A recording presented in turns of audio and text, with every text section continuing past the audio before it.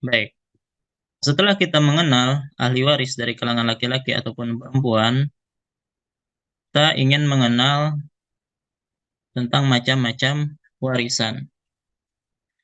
Warisan itu ada dua model. Ada yang disebut dengan warisan dengan al-fard. Ya, silahkan dihafalkan saja istilahnya. Ada yang disebut dengan al-fard. Ya, dimaksud dengan al-fard adalah warisan dengan bagian tertentu, yaitu bisa setengah, seperempat, seperdelapan, dua per tiga, sepertiga, atau seperenam. Nah, jadi ada model warisan seperti ini. Jadi sudah ditentukan bagian masing-masing. Si fulan dapat setengah, si fulan dapat seperempat, dan seterusnya. Nah, itu disebut dengan warisan dengan cara al-fard. Adapun yang kedua, ada warisan dengan cara at-tasib. Ini ada bentar. Nah, jadi ada yang disebut dengan at-tasib. Maksud dari at-ta'sib berarti lawan dari al-fard, yaitu warisan dengan bagian tidak tentu. Ya, warisan dengan bagian tidak tentu, yaitu selalu memperoleh sisa. Jadi ada dua model warisan seperti ini. Ada yang selalu dapat bagian tertentu, setengah, seperempat, dan seterusnya. Ada yang selalu menunggu sisa.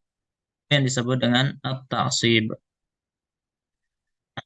Maka berdasarkan pembagian macam warisan ini, maka kita pun membagi ahli waris itu menjadi 4 kelompok.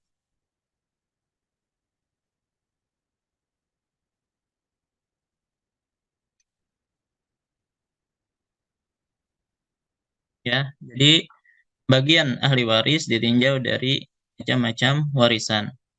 Jadi ada ahli waris yang mana mereka mendapatkan warisan dengan cara al-fard saja. Ini PowerPoint-nya agak lambat. Jadi ada yang mewaris dengan cara fard saja, yang bagian tertentu saja. Kemudian ada juga ahli waris yang mewaris dengan pasif saja, ya, yang selalu menunggu sisa saja.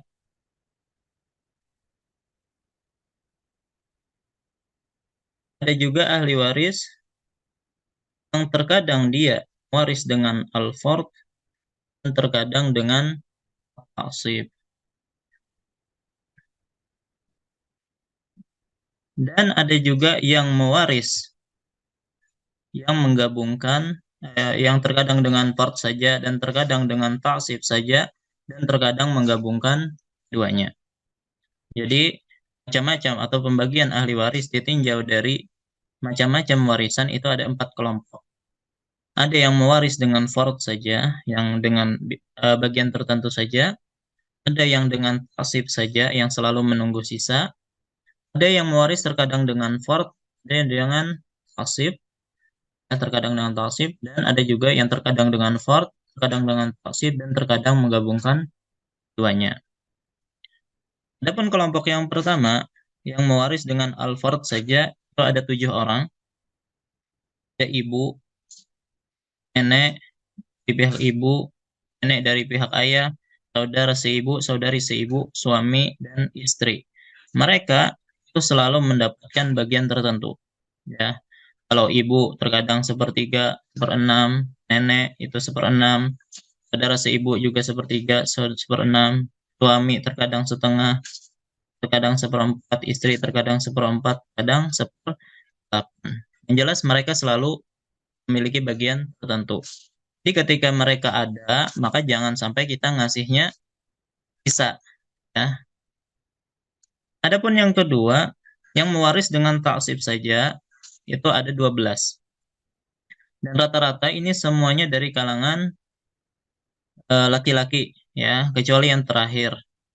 mereka adalah anak laki-laki, cucu laki-laki dari anak laki-laki, saudara kandung, saudara seayah, anak laki-laki saudara kandung, anak laki-laki saudara seayah, paman kandung, paman seayah, anak laki-laki paman kandung, anak laki-laki paman seayah, laki-laki pembebas budak, dan perempuan pembebas budak. Ya. Nah, tentunya untuk menghafalkan ini memang agak susah, ya. Tapi insya Allah akan paham sendiri atau hafal sendiri namanya ketika kita mulai belajar menghitung warisannya. Kemudian ada juga ahli waris yang terkadang waris dengan fard dan terkadang dengan taksib. Mereka ada 4 orang. Itu anak perempuan, cucu perempuan dari anak laki-laki, saudari kandung dengan saudari seayah. Nah, nanti kapan dia mewaris dengan fard, untuk kapan dia mewaris dengan taksib, akan kita sebutkan insya Allah Ta'ala. Nanti yang terakhir, yang mewaris terkadang dengan fard dan terkadang dengan taksib dan terkadang menggabungkan keduanya, itu ada 2, yaitu ayah dan